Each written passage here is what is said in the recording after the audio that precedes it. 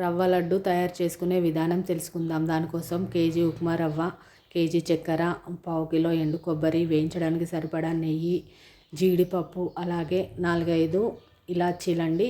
కొబ్బరిని చిన్న చిన్న ముక్కలుగా చేసుకొని దానిలోనే ఇలాచీ వేసుకొని పౌడర్ చేసుకోవాలండి. వేరొక పాత్రలో చక్కెర తీసుకొని ఒక చిన్న గ్లాసు వాటర్ పోసుకొని పక్కన పెట్టుకోవాలి.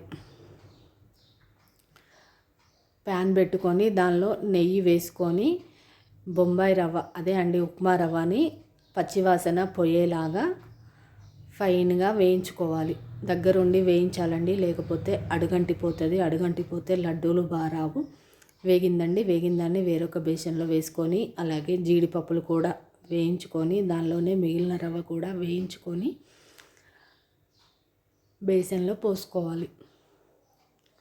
చక్కెర పాకం కోసం చక్కెర మిశ్రమాన్ని స్టవ్ పైన పెట్టి మనం వేయించి పెట్టుకున్న రవ్వలో కుడక పొడి వేసుకొని బాగా కలుపుకోవాలి. పాకం వచ్చిందని తెలుసుకోవడానికి ఒక గిన్నెలో వాటర్ తీసుకొని కొంచెం పాకాన్ని దానిలో వేస్తే ముద్ద కడుతుందండి. అప్పుడు పాకం వచ్చినట్టు. చూడండి, ఇలా చూస్తే ఇట్లా ముద్ద కట్టాలి. కడితే పాకం వచ్చినట్టు. పాకం వచ్చిందండి.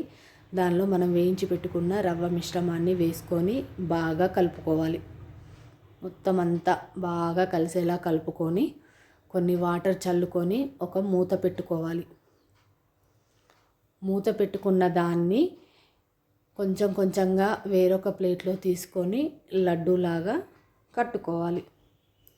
ఎంతో రుచికరమైన రవ్వ లడ్డు తయారైపోయిందండి. మనం ఇంట్లో ఉండే పదార్థాలతోనే అప్పటికప్పుడు ఈజీగా తయారు చేసుకోవచ్చు. ఈ రవ్వ లడ్డు చాలా ఎమ్మీగా ఉంటుందండి. ఎంతో రుచికరమైన రవ్వ లడ్డు తయారైపోయింది. నచ్చితే మీరు కూడా చేసుకోండి.